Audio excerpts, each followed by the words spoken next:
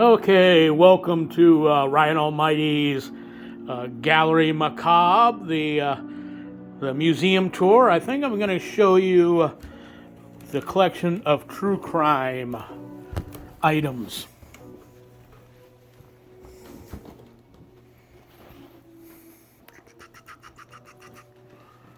We will start with Miss Krista Pike. Krista Pike messaged me or sent me a letter in the mail after somebody showed her some of my blood paintings, and she and I became pen pals for a while. She's one of the individuals that got a hold of me. I did not get a hold of her first. And here are the letters she wrote me. I believe she called me her spirit animal. I don't know if that's good or bad. Then a piece of her sweatpants, fresh off my bare ass, Krista Pike. And then she did this painting, this self-portrait of herself specifically for me. Moving right along.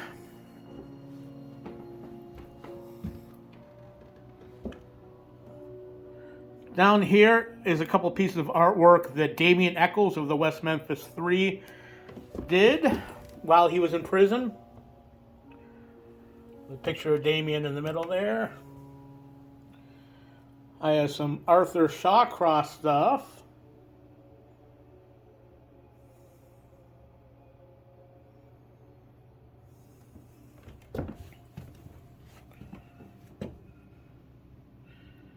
I have a piece by Mark David Chapman, The Man Who Killed John Lennon, signed by Mark David Chapman, the man who shot John Lennon.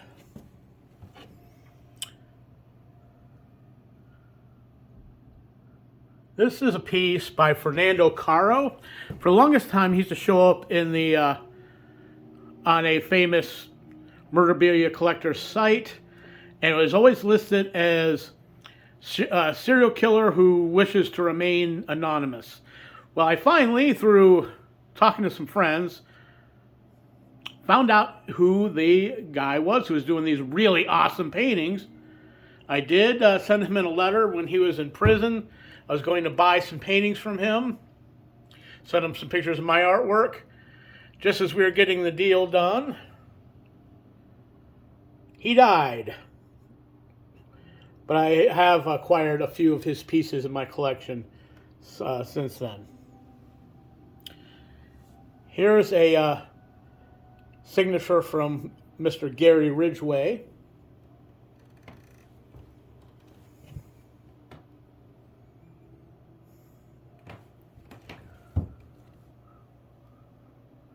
We got cells up here, a few pieces of his artwork. We have some Otis Tool here. These I acquired back in the 90s. I was pen pals with Henry Lee Lucas's sidekick.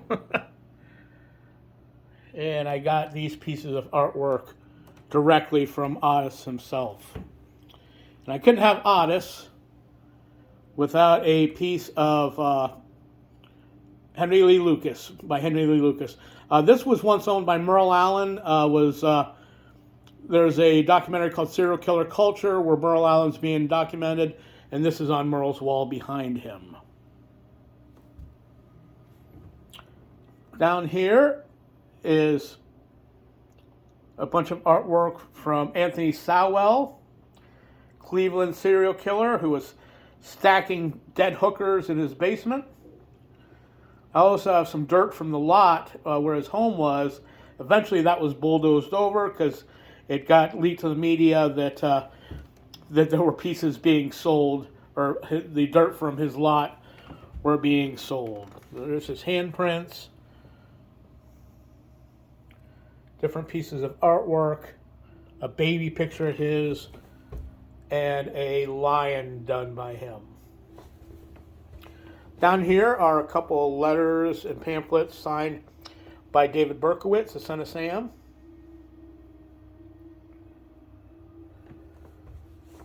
Oh, here's more Anthony Sowell There's the dirt from his House of Horrors. There's a necklace that he made. Got a piece by the very rare piece by Mr. Richard Speck. Artwork he did with a signature. There's a Ted Bundy letter, or at least the envelope. And on display is a piece of Ted Bundy's, the garbage bag that held his murder kit, and also a little piece of a duffel bag that was a piece of Ted Bundy's murder kit. We have an Ed Gein piece, signed by Mr. Eddie Gein himself.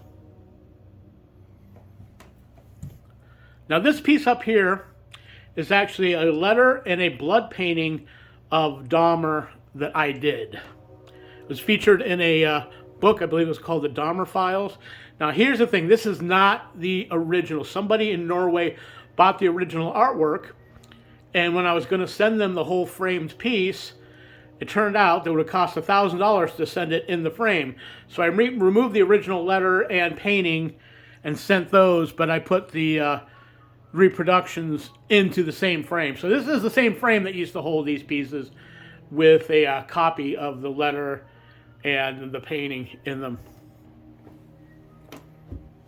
Go back down to Mr. Ted Bundy.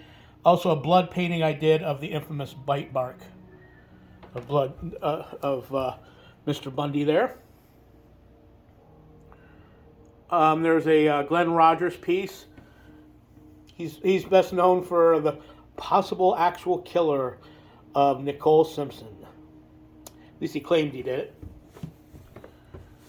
Down here's a card and letter from Eileen Warnos. Inside the card there's actually a little drawing she did in it, which is pretty rare. Here's some pieces by Jeremy Jones. A necklace that he made, some drawings, and then here's a bunch of caricatures of serial killers that Jeremy Jones did. Also, here is some BTK Dennis Rader stuff. Now, I collected these. Dennis Rader is another serial killer who actually approached me and sent me a letter asking me to do his portrait in one of his fans' blood. Now, I agreed to do it, and I responded to him, and I asked him if he would send me a piece of hair to put in the painting so there was a piece of him in it. For some reason, this offended Mr. Rader, and it never actually happened. I did, however, do a painting, and I put the envelope of the letter of him asking. I do still have the letter in my collection, which is in a box over here. I'll show you that at the end of this. That is the letter where he asked me to do the painting. We have some Jablonski stuff here. He's a particularly unsavory character. And I have a few more pieces by him over there just like loose in a box. But he was definitely a creepy fella. Over here is Keith Jesperson, also known as the Happy Face Killer. Here's a piece by him back here. Also, these pieces as well. The interesting about him is I did write him, and I sent him some artwork, including a print of my Marilyn Monroe, and he did a color pencil rendition of my blood painting of Marilyn Monroe. He, of course, sent me a letter telling me exactly how much better his was than mine, which I thought was humorous. And then he sent me a bill.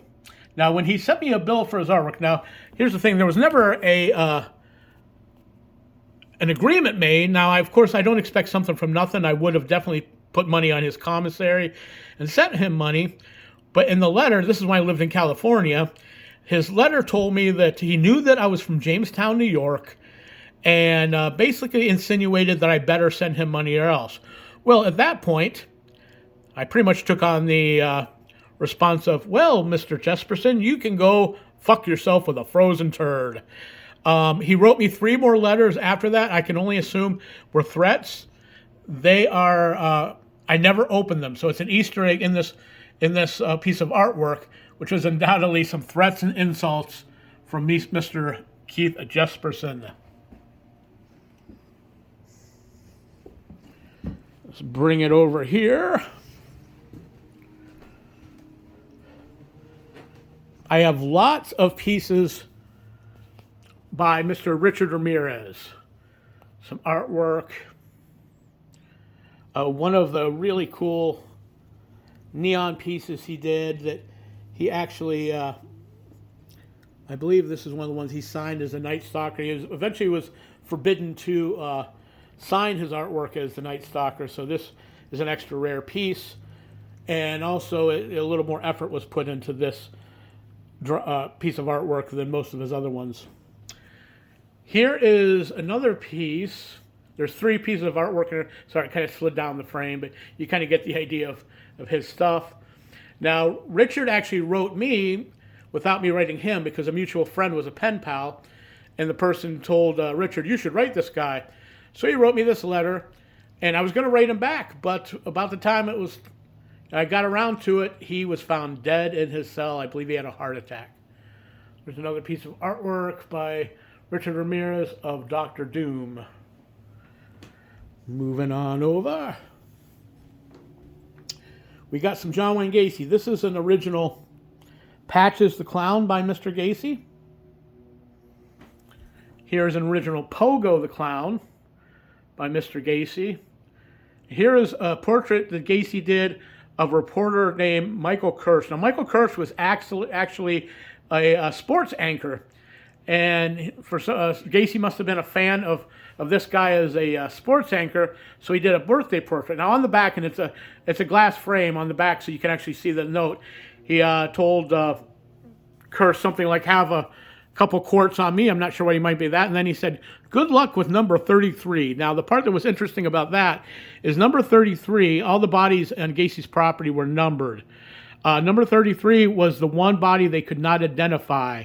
Now, although Gacy always maintained his innocence and said that he was only guilty of running a unlicensed cemetery, the whole thing of saying good luck with number 33, in my opinion, was Gacy's own socio-pathological way of telling Micah Kirsch that, oh yeah, I did it, and you're never going to find out who this guy is. Of course, I have some masks of Pogo and Patches by Sick Rick.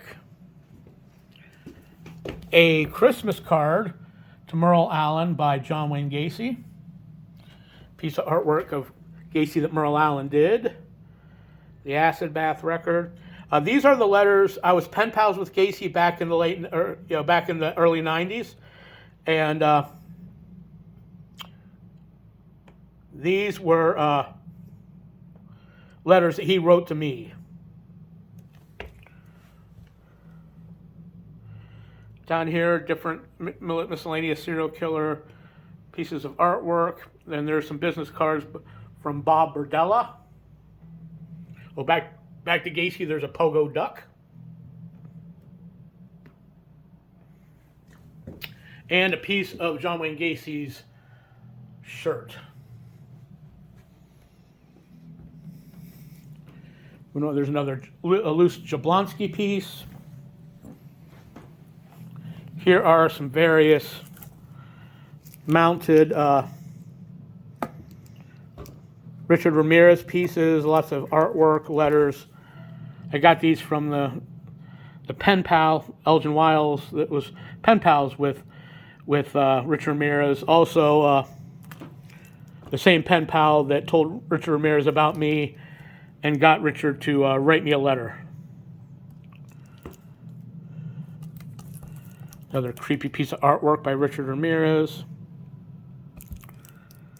The letter. Another Richard Ramirez letter.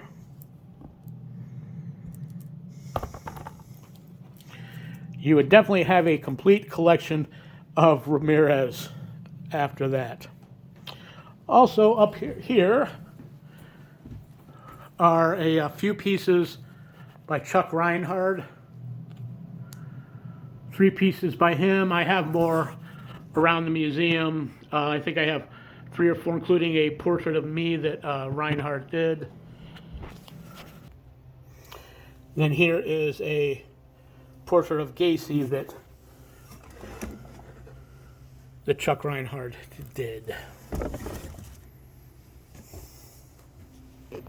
And this is all the loose, miscellaneous letters and things that I have, serial killer stuff.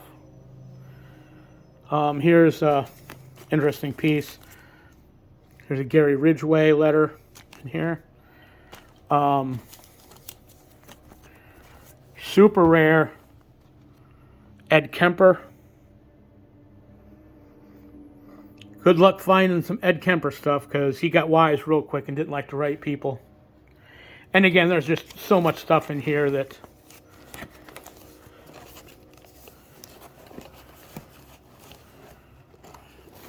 just it goes on and on and on. More Richard Ramirez letters.